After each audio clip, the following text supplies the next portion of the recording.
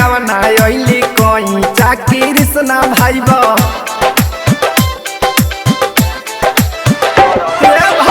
फागुन में गवना अइली कोई चाकी कृष्णा भाई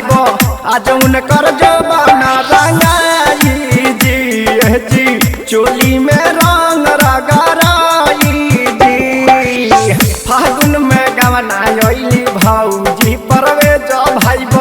फागुन में गवना अइली भौजी अरुण भाई आज उनकर जवाना रंगाई जी चोली में रंग रगराई जी।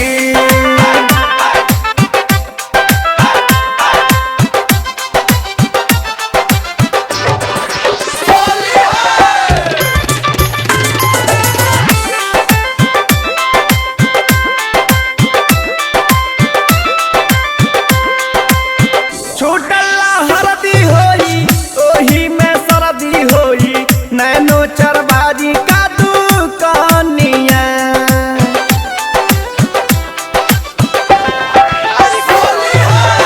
चोली के हुक टूटी आज उनकर दुख छूटी रह जाई रंग के निशानिया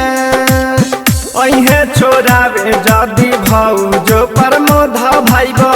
अहे छोरावे जदी भौजी बबलू भाई आज उनकर सकल छोराई बे हो सब होली उनके पविताई।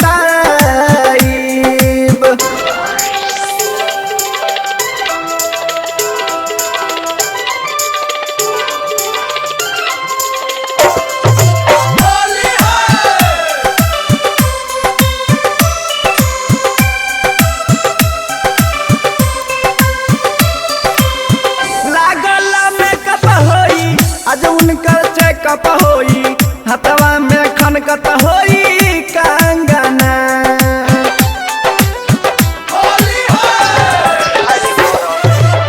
रंगाया बीरौरी रहिए ना हमसे दूरी लाल हो जाई आज अंगना खिड़की से देखत होई है भौजी सिमन मोही भाई